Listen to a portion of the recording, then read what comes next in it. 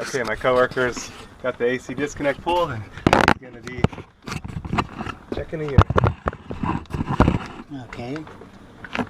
Vamos a continuar chequeando todos los que es los capacitores para, como les dije anteriormente, para prevenir no subir cuando están las temperaturas súper calientes aquí en Palm Springs, que la temperatura 120 degrees, eso es súper caliente. Procedemos a chequear, a cortarle la corriente. Como ven, ya se desconectó, se le quitó la corriente fusibles. Procedemos a cortarle la corriente a lo que es el capacitor del abanico para evitar alguna descarga eléctrica. No es muy fuerte, claro, pero pues no te salvas del sustito, ¿verdad? Ya una vez cortada la corriente, procedemos a desconectar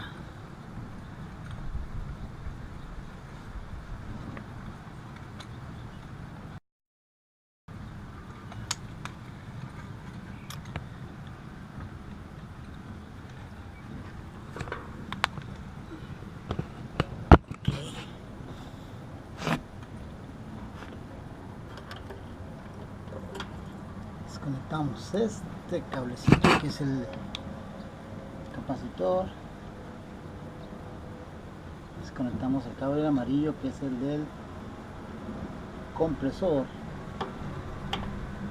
así ya le cortamos todo lo que es la corriente y procedemos a chequearlo. Primeramente el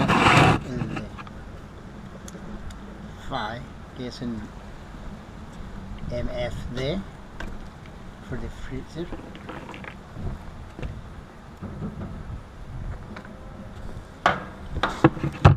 Procedemos a checar el de 5.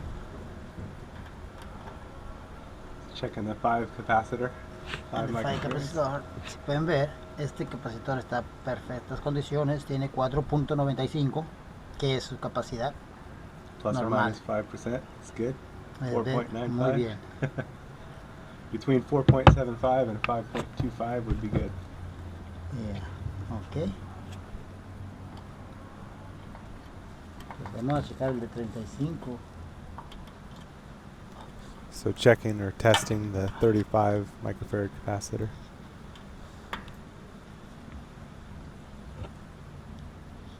Este estamos viendo que es 83.6. Esto no está muy bien.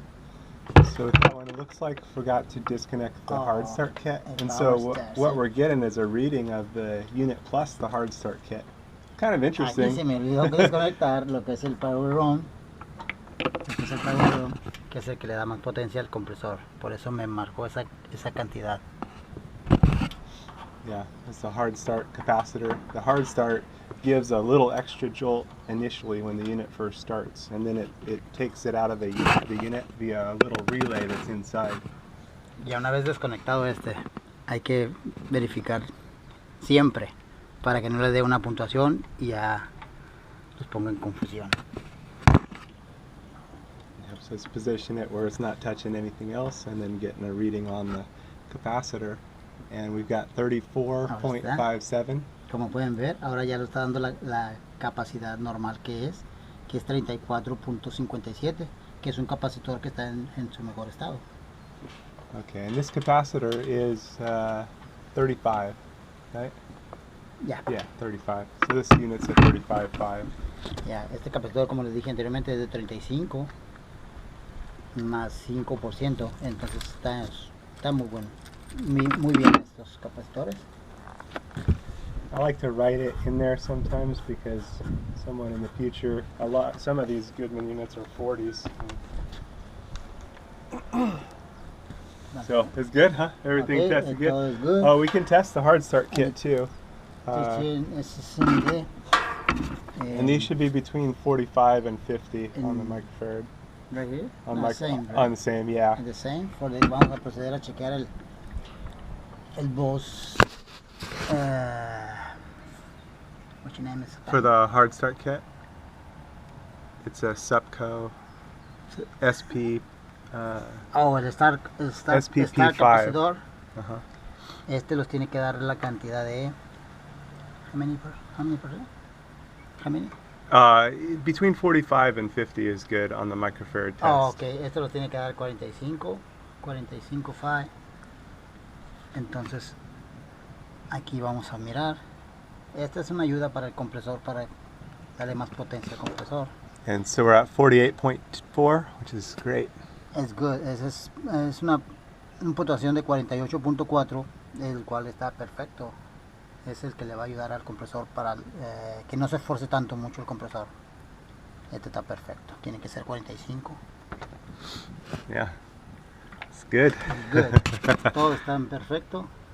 Procedemos a conectar nuevamente todo, que quede bien conectado, que no quede flojo, nada loser, para que no tengamos ningún Yep. problema So después. that's the yellow start wire, the Herm, the hard start kit, This is and now the fan start wire. en el fan start wire. El conector del abanico, ya está todo. That's good. Procedemos a conectar. So now we're going to reconnect it, and then we'll be able to test it.